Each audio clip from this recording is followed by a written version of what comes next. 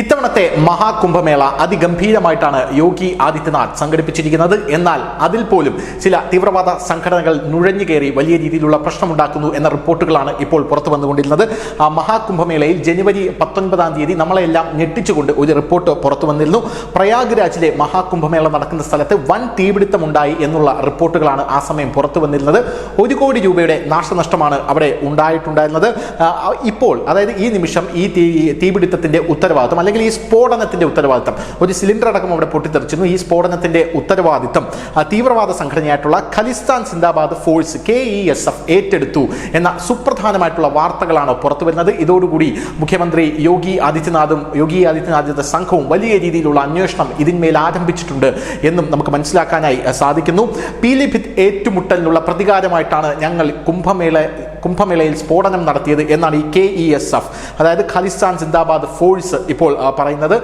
ചൊവ്വാഴ്ചയായിരുന്നു മാധ്യമ സംഘടനകൾക്ക്, അതായത് കാനഡയിലെയും പഞ്ചാബിലെയുമുള്ള മാധ്യമ പ്രവർത്തകർക്കും മാധ്യമ സംഘടനകൾക്കും ഇവർ ഇമെയിൽ അയച്ചത്. ഇതിന്റെ ഉത്തരവാദിത്തം ഞങ്ങളാണ് ഇത് ചെയ്തത് എന്ന് യോഗി ആദിത്യനാഥിനെ കുറിച്ചും പരാമർശമുണ്ട്.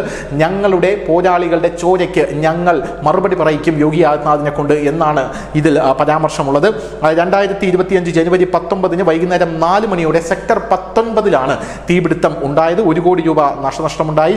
40 കുടിലുകളും 6 ടെന്റുകളുമാണ് കത്തി നശിച്ചത്. പോരാത്തതിന് ഒരു സിലിണ്ടറും പൊട്ടിത്തെറിച്ചു. ഗീതാ പ്രസിന്റെ അടുക്കളയിലെ ചായ ഉണ്ടാക്കാൻ വെച്ചിരുന്ന സിലിണ്ടർ ചോർന്നതാണ് തീപിടുത്തത്തിന് കാരണമെന്നാണ് മഹാകുംഭമേള ഭരണസമിതി ഇതിനെക്കുറിച്ച് അറിയിച്ചിരിക്കുന്നത്. എന്നാൽ ഇതങ്ങനെയല്ല ഉണ്ടായത്, ഇത് ഞങ്ങളാണ് ചെയ്തത് എന്ന് പറഞ്ഞ് ഇപ്പോൾ ഖാലിസ്ഥാൻ തീവ്രവാദ സംഘടനകൾ രംഗത്തെത്തിയിരിക്കുകയാണ്. ഇരട്ട സ്ഫോടനമാണ് നടന്നത്. ഈ 2 സ്ഫോടനത്തിന്റെ ഉത്തരവാദിത്തം ഞങ്ങൾ ഏറ്റെടുക്കുന്നു എന്നാണ് ഇവർ പറഞ്ഞിരുന്നത്.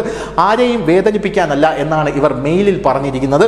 പോരാത്തതിന് ഇത് യോഗിക്കുള്ള മുന്നറിയിപ്പാണ്, ഇതൊരു തുടക്കം മാത്രമാണ് എന്നും ഈ തീവ്രവാദ സംഘടന പറയുന്നുണ്ട് മെയിലിൽ.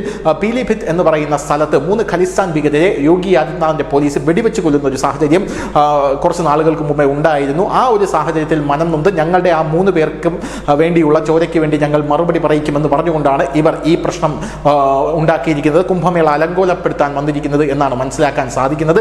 ഈ പീലിഭിത്തിൽ ആക്രമണത്തിൽ കൊല്ലപ്പെട്ട ഈ 3 ഖലിസ്ഥാൻ ഭീകരവാദികളിൽ ഒരാൾ കമാൻഡർ ആയിരുന്നു എന്നുള്ള റിപ്പോർട്ടുകളും ആ സമയത്ത് തന്നെ പുറത്തു വന്നതാണ്. എന്തായിരുന്നാലും ഫത്തേഹ് സിംഗ് എന്ന യുവാവിൻ്റെ ഇമെയിലിൽ നിന്നാണ് ഈ മെയിൽ വന്നിരിക്കുന്നത് എന്നും അറിയാൻ സാധിക്കുന്നു.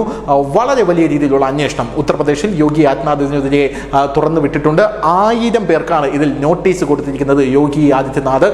പോരാത്തതിന് 600 CCTV ദൃശ്യങ്ങൾ കളക്ട് ചെയ്യുന്നു. അതെല്ലാം പരിശോധിക്കാനുള്ള വലിയ രീതിയിലുള്ള സംവിധാനം അവിടെ ഒരുക്കി വരുന്നു എന്നും അറിയാനായി സാധിക്കുന്നു. പോരാത്തതിന് Uttar Pradesh anti terrorist squad NIA അടക്കമുള്ളവർ പ്രദേശത്ത് ഇറങ്ങിയിട്ടുണ്ട്. കുംഭമേള മുഴുവൻ കവർ ചെയ്ത് കടുത്ത ജാഗ്രതയിലാണ് മുന്നോട്ട് പോകുന്നത് എന്നും അറിയാനായി സാധിക്കുന്നു. News desk, news India Malayalam.